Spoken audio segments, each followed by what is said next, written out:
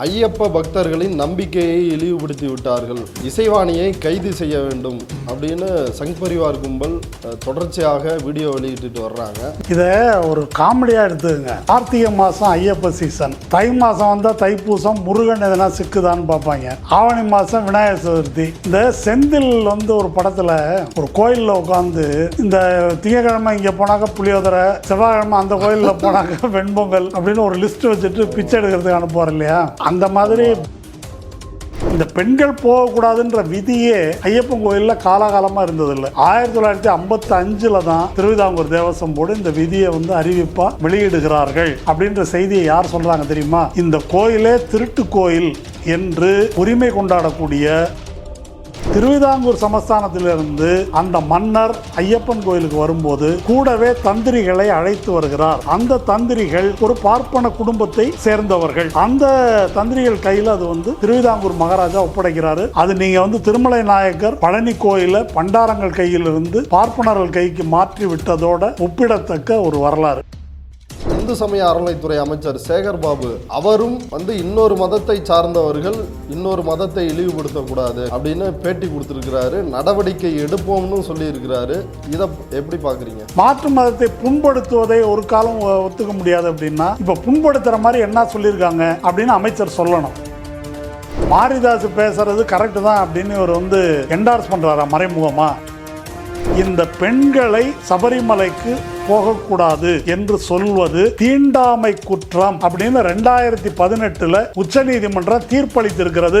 சந்திரசூட் உருப்படியா ஒரு தீர்ப்பு வழங்கியிருக்காரு. அப்படின்னா இந்த தீர்ப்பு The ideology of purity and pollution is a violation of constitutional right against untouchability அப்படின்னு தெளிவா இருக்கு. அப்போ புனிதம் தீட்டு என்ற பெயரில் இந்த விஷயத்தை பேசுறவனை பூரா பிடிச்சி உள்ள வைக்கணும். இப்ப நியாயமா என்ன செய்யணும் அப்படின்னா, இசைவாணி ஒரு புகார் கொடுக்கணும். ஒரு தீண்டாமை குற்றத்தின் கீழ் மாரிதாஸ், எச் ராஜா இத்தனை பேரையும் இந்த தீர்ப்பின் அடிப்படையில் அவர்கள் பேசுவது தீண்டாமை குற்றம், அவங்கள உள்ள வைக்கணும்னு கேட்கலாம். ட்ரைப்ஸ் பார்வையாளர்களுக்கு வணக்கம்.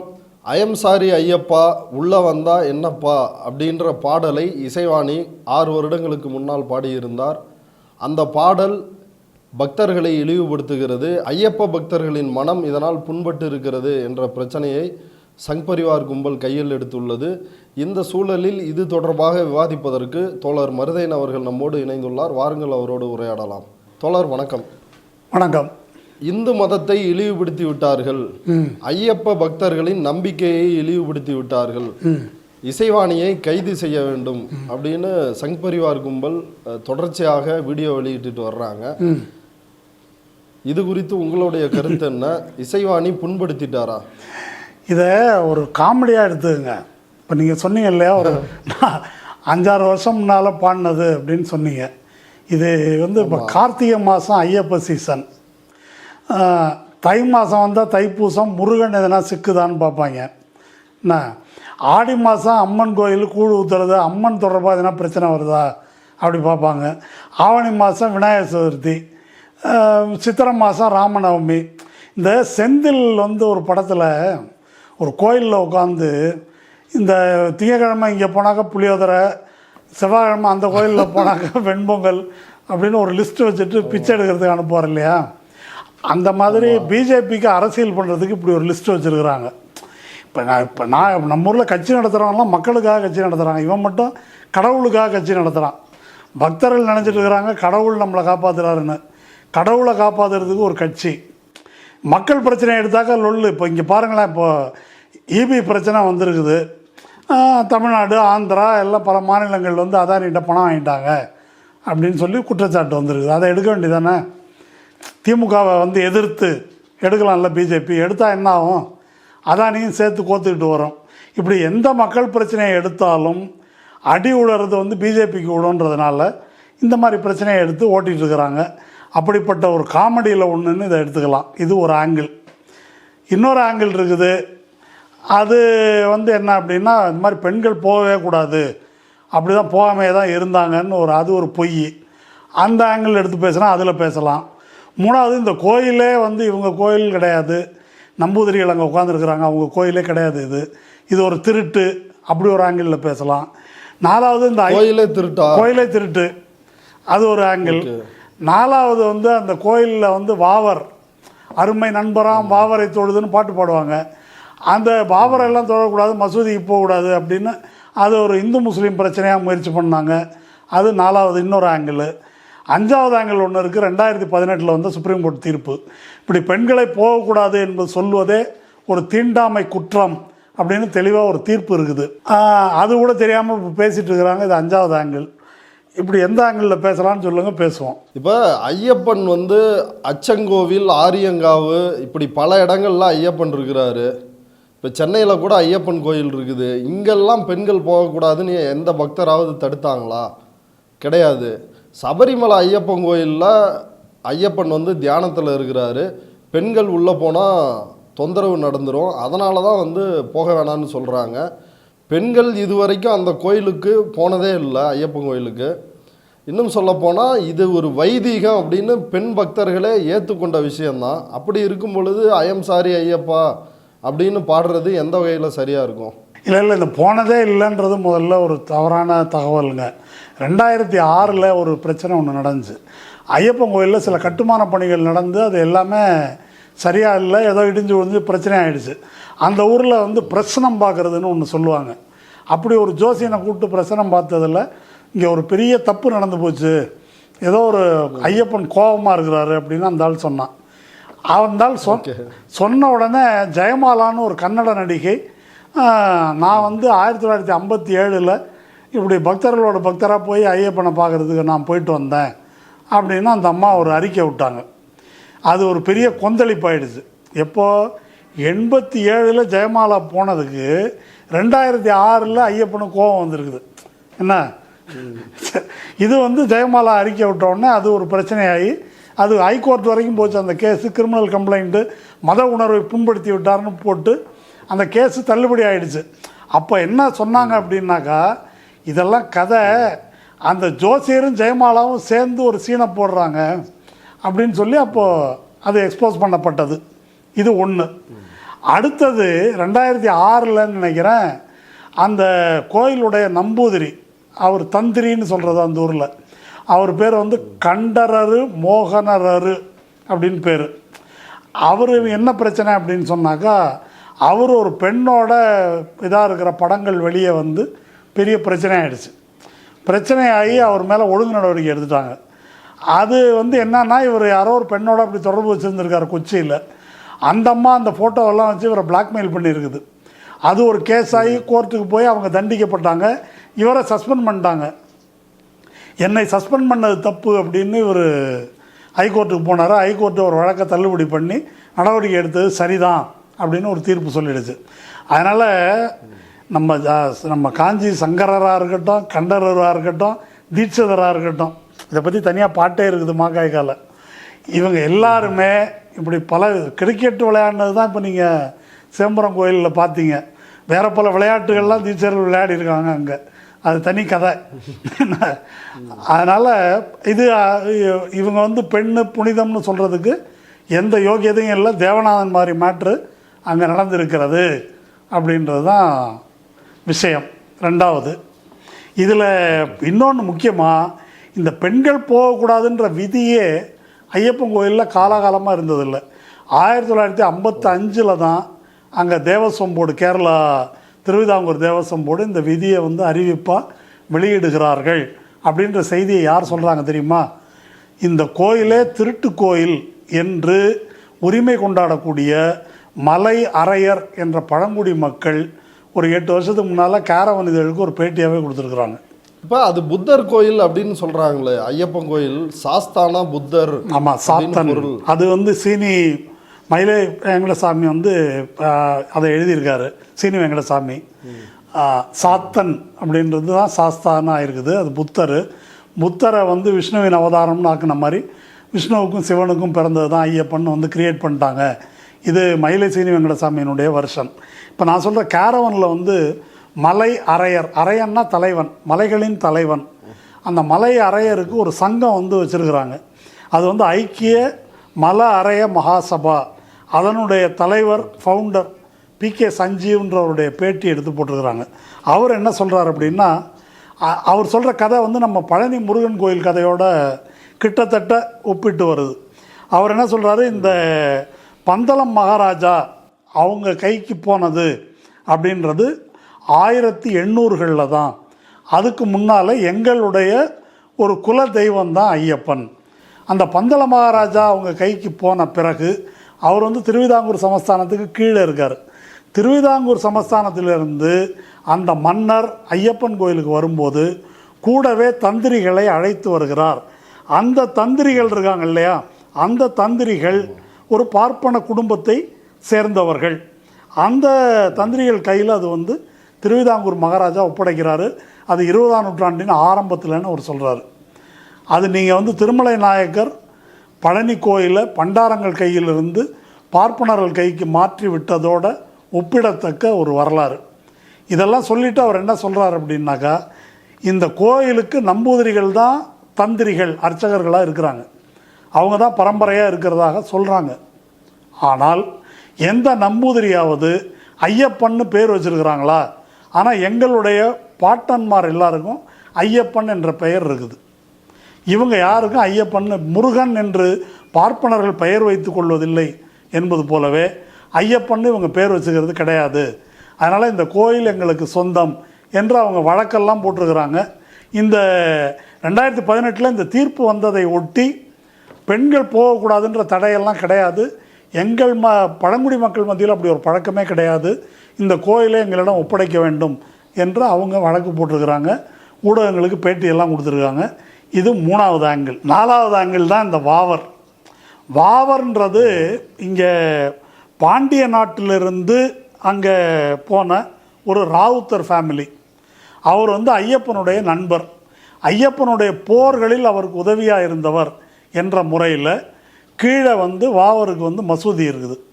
அந்த மசூதியில் வந்து ஒரு கல் ஒன்று இருக்குது, ஒரு பச்சை துணி இருக்குது, அவ்வளோதான். அந்த வாவர் மசூதிக்கு இங்கே போகக்கூடிய ஐயப்ப பக்தர்கள் எல்லாம் அங்கே போயிட்டு அங்கே தான் இந்த பேட்டை துள்ளல் அப்படின்னு ஒரு டான்ஸ் இருக்குது. அது அந்த டான்ஸ் ஆடிட்டு தான் வந்து மேலே போவாங்க. இது வந்து சங்கிகளுக்கு பிரச்சனை. இதை இப்போ இந்து முஸ்லீம் என்று ஐயப்ப பக்தர்கள் யாரும் பார்ப்பதில்லை. அங்கே இருக்கக்கூடிய முஸ்லீம்கள் இருக்கிறாங்க இல்லையா, அவங்களுக்கு இந்த ஐயப்பன் கோயிலில் சில பாரம்பரிய உரிமைகள் இருக்குது அவங்களுக்கே. அப்போது இது வந்து பிரச்சனை. இது ஐயப்பன்மார்கிட்ட போய் இவங்க சங்கிகள் பிரச்சாரம் பண்ணி பார்த்தாங்க, இதெல்லாம் முஸ்லீம் பண்ணக்கூடாது அப்படின்னு. யாரும் அதை ஒத்துக்கல. இப்போ வயநாடு தேர்தல் நடந்தபோது புதுசாக ஒரு பிட்டை போட்டாங்க.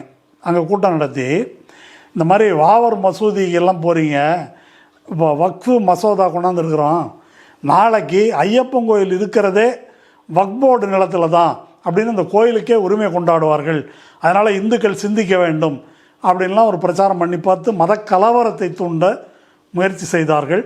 அதுவும் நடக்கலை.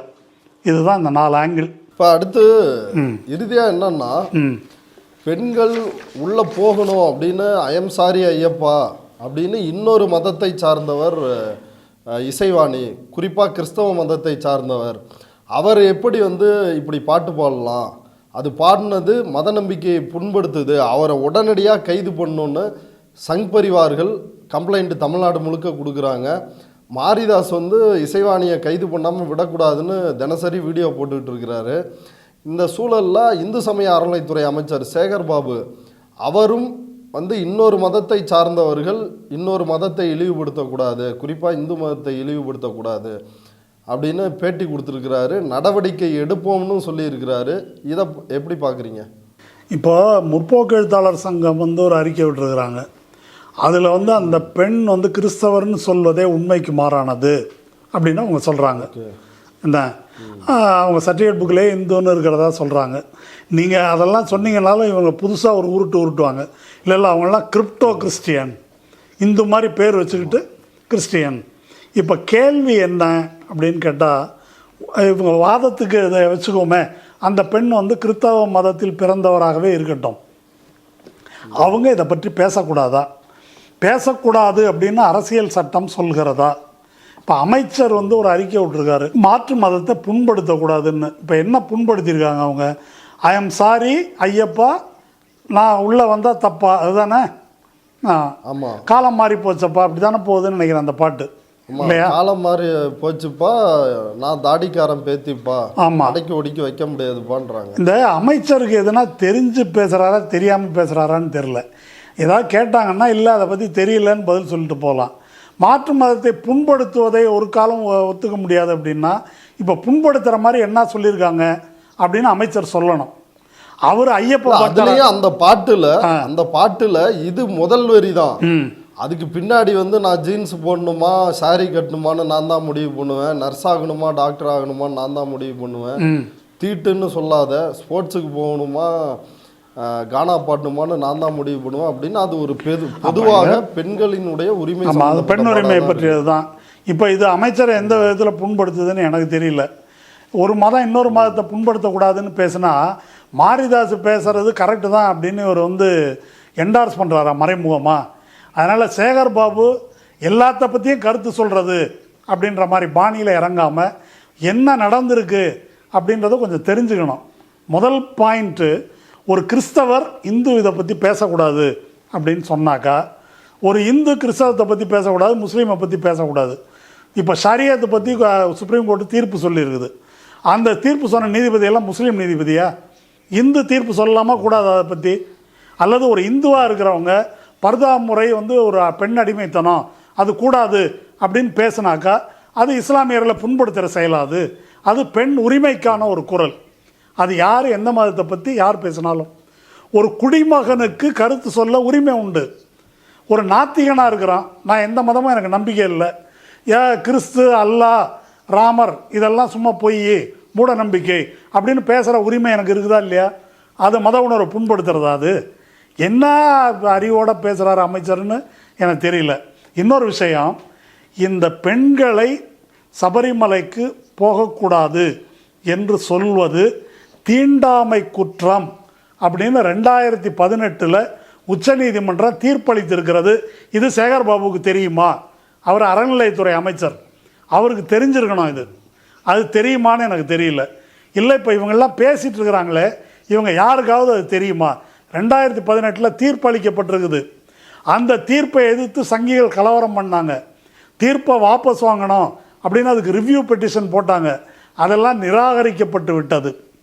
வேற ஒரு ஆங்கிளில் ஆர்டிகிள் 25 பற்றி பரிசீலிக்கணும் அப்படின்னு தான் பொதுவாக அது ஒரு லார்ஜர் பெஞ்சுக்கு ரெஃபர் பண்ணப்பட்டிருக்கு. ஆனால் இந்த கணம் வரையில் அந்த தீர்ப்பு தான் செல்லுபடியாகும் தீர்ப்பு. இப்போ ஒரு பெண் அங்கே போனோம் அப்படின்னு சொன்னால் அதற்கு பாதுகாப்பு வழங்க வேண்டியது அரசின் கடமை. பெண் போகக்கூடாது அப்படின்னு சொல்கிறது தீண்டாமை குற்றம். 5 நீதிபதிகள் கொண்ட அமர்வு, தீபக் மிஸ்ரா, கன்வில்கர், RF நாரிமன், சந்திரசூட், அப்புறம் இந்து மல்ஹோத்ரா என்ற 5 நீதிபதிகளில் 4 நீதிபதிகள் பெரும்பான்மையாக இந்த தீர்ப்பை வழங்கி இருக்கிறார்கள்.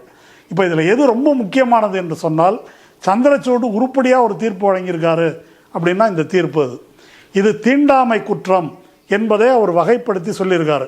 மற்ற நீதிபதிகள் வேறு வேறு ஆங்கிளில் இதை விளக்கியிருக்கிறாங்க. அதை பற்றி கொஞ்சம் இப்போ SC ST ஆக்டே போடலாம் அப்படின்றாரு. போடலாம்.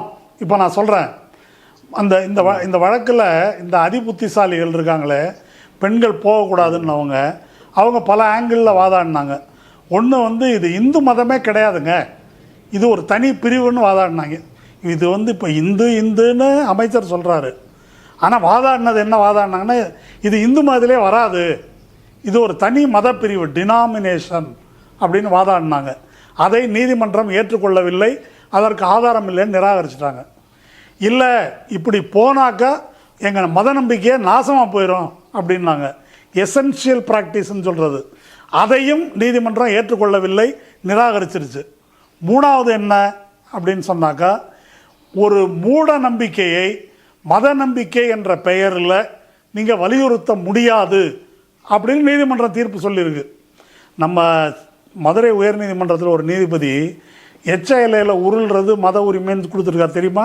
அது கேள்விப்பட்டீங்கள? ஆமாம் JR சுவாமி. ஆமாம். ஆனால் உச்ச நீதிமன்றம் இந்த தீர்ப்பில் தெளிவாக சொல்லியிருக்குது, அந்த உயர்நீதிமன்ற தீர்ப்பு உச்சநீதிமன்ற தீர்ப்புக்கு எதிரானது. அதை யாரும் கேட்கல, அது வேறு விஷயம். உச்சநீதிமன்றம் இதில் தெளிவாக என்ன சொல்லியிருக்குன்னா, ஒரு மூட நம்பிக்கையை மத நம்பிக்கை என்ற பெயரில் உரிமையாக நீங்கள் கோர முடியாது. அதுக்கு அடுத்தது இது வந்து ஆர்டிகிள் 15 சப்செக்ஷன் 2, அதாவது ஒரு பாலின அடிப்படையில் பெண்களை அவங்களுடைய உரிமையை மறுக்க முடியாது எந்த பொது இடத்திலும் அப்படின்றது ஆர்டிகிள் 15(2). அந்த அடிப்படையில் இதை நிராகரிச்சிருக்கு. கடைசியாக ஆர்டிகிள் 17 தீண்டாமை குற்றம். இப்போது நாம் எல்லாரும் எப்படி புரிஞ்சிட்ருக்குறோம்னாக்கா, இது வந்து தலித் மக்களை ஜாதியை சொல்லி திட்டினாக்கா அப்போ மட்டும்தான் இந்த கேஸ் வரும் அப்படி புரிஞ்சிட்ருக்குறோம் இல்லையா? அப்படி தானே? ஆமாம், அப்படி தான் புரிஞ்சிட்ருக்குறோம். அது இல்லை என்பதைத்தான் இந்த தீர்ப்பில் விலாவரியாக, அந்த தீர்ப்பில் பக்கம் யார் வேணால் எடுத்து படித்து பார்க்கலாம், பக்கம் 77லேருந்து பக்கம் 165 வரைக்கும் இந்த தீர்ப்பின் பெரும்பான்மை பகுதி சந்திரசூட் தான் எழுதியிருக்காரு. அந்த 77 165 படிங்க, அதுக்குள்ளே இந்த விவரங்கள்லாம் இருக்குது. என்ன சொல்கிறாரு முதல்ல அப்படின்னா, ஆர்டிகிள் 17 என்ன சொல்லுது, அதில் ஒரு முக்கியமான சொல் இருக்குது, அன்டச்சபிலிட்டி இன் எனி ஃபார்ம். நம்ம அரசமைப்பு சட்டம் இயற்றுவதற்கு, அரசமைப்பு சட்ட நாள் தானே நேற்றுக்கு இல்லையா, அரசியல் நிர்ணய சபை விவாதத்தில் அன்டச்சபிலிட்டின்னு சொல்கிறோமே அப்படின்னா என்ன, எதை அன்டச்சபிலிட்டின்னு சொல்கிறது அப்படின்னு பெரிய விவாதம் நடந்திருக்குது. அதை வரையறுத்து சொல்லணும் அப்படின்னு சில பேர் கேட்டிருக்கிறாங்க. அந்த விவாதத்தின் முடிவில் என்ன சொல்கிறாங்க அப்படின்னாக்கா, அப்படி வரையறுத்து சொல்ல வேண்டியதில்லை, அது பல வடிவங்களில் நிலவுகிறது, அதனால் நம்ம அன்டச்சபிலிட்டி அப்படின்னு சொல்லிட்டு அன்டச்சபிலிட்டி இன் எனி ஃபார்ம்னு சொல்லுவோம். புரியுது இல்லையா? எந்த வடிவத்திலான அன்டச்சபிலிட்டியும் வந்து குற்றம் அப்படின்னு சொல்லிடலாம். இது ஒன்று. இதுக்கப்புறம் அந்த தீர்ப்பு விளக்கி கொண்டு போகுது. ஏன் அன்டச்சபிலிட்டியை குற்றம் அப்படின்னு சொல்கிறோம்னாக்கா, சோஷியல் எக்ஸ்க்ளூஷன், சமூக ரீதியாக தனிமைப்படுத்துவது. என்ன அடிப்படையில்? புனிதம் தீட்டு என்ற அடிப்படையில் ஒரு பிரிவினரை சமூக ரீதியாக தனிமைப்படுத்துவது, அதுதான் இதனுடைய அடிப்படை. இது 2வது பாயிண்ட். 3வது என்ன அப்படின்னு சொன்னாக்க, இது ரொம்ப முக்கியம். அம்பேத்கருடைய புக் இருக்கு இல்லையா, காஸ் இன் இந்தியா கட்டுரை, தர் மெக்கானிசம் ஜெனசிஸ் அண்ட் டெவலப்மெண்ட், அதிலிருந்து இந்த தீர்ப்பு மேற்கோள் காட்டுது. அதாவது பெண்களை ஏன் அடக்குறாங்க அப்படின்னாக்கா, புனிதம் தீட்டு என்ற அடிப்படையில் சாதி அமைப்பை பாதுகாப்பதற்குத்தான் பெண்கள் ஒதுக்கப்படுகிறார்கள் அப்படின்னு அம்பேத்கர் சொல்லியிருக்காரு. அதனால் புனிதம் தீட்டு என்ற அடிப்படையில் வருகின்ற இது ஒரு தீண்டாமை குற்றம். அடுத்த பாயிண்ட் 3வது, இந்த மாத விலக்கு அப்படின்றது பெண்களுக்கு உடல் ரீதியாக நிகழக்கூடிய ஒரு நிகழ்வு இல்லையா, அது பயாலாஜிக்கல், அப்படி தானே? அவங்களுடைய தெரிவு கிடையாது. அப்போ பயாலாஜிக்கலாக இருக்கக்கூடிய ஒரு விஷயத்தை இப்போ ஆண்களுக்கு விந்து பிரிவது இருக்குதா இல்லையா, அது தீட்டா சொல்லப்படுதா? தீட்டாக சொல்லப்படுவது இல்லை. ஆனால் பெண்களுடைய மாத விலக்கு தீட்டா சித்தரிக்கிறது. அதை மத ரீதியாகவோ சமூக ரீதியாகவோ ஒதுக்குவதற்கு இப்படி பயன்படுத்துவது அப்படின்றது மத ரீதியான ஒடுக்குமுறை மட்டுமல்ல, அது ஒரு சமூக ரீதியான ஒடுக்குமுறை. இது 4வது. ஃபைனலாக மிக முக்கியமாக ஆர்டிகிள் 25 தான் இவங்க பேசுகிறாங்க. மத உரிமை இருக்குல்ல, மத வழிபாட்டு உரிமை இருக்கு இல்லையா, அதுதான். அது வந்து ஆர்டிகிள் 17க்கு உட்பட்டது. ஆர்டிகிள் 17 தான் தீண்டாமைக்கு எதிரான சட்டப்பிரிவு, அது அதற்கு உட்பட்டது தான் இது. அதை சொல்லிவிட்டு அந்த தீர்ப்பு என்ன சொல்லுதுன்னாக்கா, the ideology of purity and pollution is a violation of constitutional right against untouchability அப்படின்னு தெளிவாக இருக்குது. அப்போது புனிதம் தீட்டு என்ற பெயரில் இந்த விஷயத்தை பேசினா பேசுகிறவனை பூரா பிடிச்சி உள்ளே வைக்கணும். இப்போ நியாயமாக என்ன செய்யணும் அப்படின்னா, இசைவாணி ஒரு புகார் கொடுக்கணும். ஒரு தீண்டாமை குற்றத்தின் கீழ் மாரிதாஸ், எச் ராஜா, இன்னும் யார் யார் இருக்காங்க இதில் லிஸ்ட்டில்? மாரிதாஸ், எச் ராஜா, தமிழிசை சவுந்தரராஜன், ஆமாம், அத்தனை நிறைய சில்லறைங்க நிறைய அத்தனை பேரையும் இந்த தீர்ப்பின் அடிப்படையில் அவர்கள் பேசுவது தீண்டாமை குற்றம், அவங்கள உள்ளே வைக்கணும்னு கேட்கலாம். நான் வேற ஒரு உதாரணம் சொல்கிறேன். நம்ம நாட்டில் வந்து ஆலய நுழைவு போராட்டம் நடந்து இதெல்லாம் நடந்து சட்டமானது எப்போன்றது நமக்கு தெரியும். கான்ஸ்டியூஷனுக்கு பிறகு தான் அன்டச்சபிலிட்டி அப்படின்றது ஆர்டிகிள் 17 வந்து வருது. அதற்கு முந்தின நூற்றாண்டில் 19ஆம் நூற்றாண்டில் கோபாலகிருஷ்ண பாரதியார்னு ஒருத்தர் இருந்தார். அவர் வந்து நந்தன் சரித்திரம், அவர் வந்து அவருடைய காலம் வந்து 1810 to 1896, 1810 முதல் 1896 இறந்துடுறாரு. அவர் நந்தன் சரித்திரம்னு ஒன்று எழுதுகிறாரு. திருநாளை போவார் சரித்திரம்னு சொல்லுவாங்க. நாளை போகாமல் நான் இருப்பேனோ அப்படின்ற பாட்டு ரொம்ப ஃபேமஸ். தண்டபாணி தேசிகர் வந்து நடித்து அந்த படம் வருது. காந்தி ரொம்ப மனமுருகி அந்த படத்தை பார்த்தார் என்று சொல்லுவார்கள். ஏன் அவ்வளோ தூரம் போகண்டாம், டாக்டர் அம்பேத்கர் தீண்டத்தகாதோர் யார் என்ற நூலை 2 பேருக்கு அதை அர்ப்பணித்திருக்கிறார். ஒன்று சொக்கமேளர், இன்னொன்று நந்தன், இல்லையா? நந்தனாருக்கு. அப்போது இப்போ நான் என்ன கேட்குறேன்னாக்கா, ஆலய நுழைவு அப்படின்றது சட்டப்பூர்வ உரிமையாக்கப்படுவதற்கு முன்னால் இந்த பாட்டை வந்து அவர் எழுதியிருக்கார். யார்? கோபாலகிருஷ்ண பாரதியார். இந்த பாட்டை எழுதினதுக்காகவே இப்போ இன்றைக்கி இசைவாணியை இந்த பாட்டுக்காக புண்படுத்திட்டாருன்னு கைது செய்யலான்னாக்கா, அன்னைக்கு கோபாலகிருஷ்ண பாரதியாரையும் கைது பண்ணிடணும். அப்படி தானே? உள்ளே வச்சுருக்கணும். இந்த பாட்டு இந்த அரசியலமைப்பு சட்டம் வர்ற வரைக்கும் தீண்டாமை தப்பு அப்படின்னு பேசின காந்தியை தூக்கி உள்ளே வச்சுருக்கணும். இதெல்லாம் பிரிட்டிஷ் அரசாங்கம் செய்யவில்லை. ஆனால் இன்னைக்கு அதே காரியத்தை இவர்கள் சொல்கிற சுதந்திர இந்தியாவில் அரசமைப்பு சட்டத்துக்கு 75வது ஆண்டு வந்துருச்சுன்ற சொல்கிற இதே காலகட்டத்தில் இசைவாணியை கைது செய்யணுன்றாங்க. இப்போ நியாயமாக யாரை கைது செய்யணும்னா, இதை பேசுபவர்களை கைது செய்யணும். இந்த பியூரிட்டி அண்ட் பொல்யூஷன் அடிப்படையில் தான் அமைச்சர் சேகர்பாபு அவர்களே, உங்களுக்கு தான் சொல்கிறேன், இந்த பியூரிட்டி அண்ட் பொல்யூஷன் என்ற அடிப்படையில் தான் அனைத்து சாதி அர்ச்சகரை தடுத்து நிறுத்தியிருக்கிறாங்க. 2015 சேகர்பாபு திமுகவுக்கு வருவதற்கு முன்னால் நாங்கள் சுப்ரீம் கோர்ட்டில் 2008 வாதாடிட்டு இருக்கிறோம். 2015 கோகோய் தலைமையிலான அமர்வில் இந்த பாயிண்ட்டை முன்வைத்து வாதாடினோம். இது தீண்டாமை குற்றம், பியூரிட்டி பொல்யூஷன் என்ற அடிப்படையில் தான் நான் பிராமின்ஸை, பார்ப்பனர் அல்லாதவர்களை அர்ச்சகராக விடாமல் செய்கிறாங்க என்று சொன்னதை கோகோய் ஏற்றுக்கொள்ளலை 2015. ஆனால் 2018 தீர்ப்பில் இது இருக்குது. 2018 சபரிமலை தீர்ப்பில் இது தீண்டாமை குற்றம்னு இருக்குது. ஆகையினால் இதனால் அனைவருக்கும் சொல்வது என்னவென்றால், இசைவாணிக்கு எதிராக புகார் கொடுத்த அனைவர் மீதும் தீண்டாமை குற்றத்தின் கீழ் கைது செய்ய வேண்டும், நடவடிக்கை எடுக்க வேண்டும், இப்படி பேசுகிறவங்க மேலே என்று 2018 சபரிமலை தீர்ப்பின் அடிப்படையில் ஒரு புகார் கொடுங்கள். அது செல்லத்தக்கது.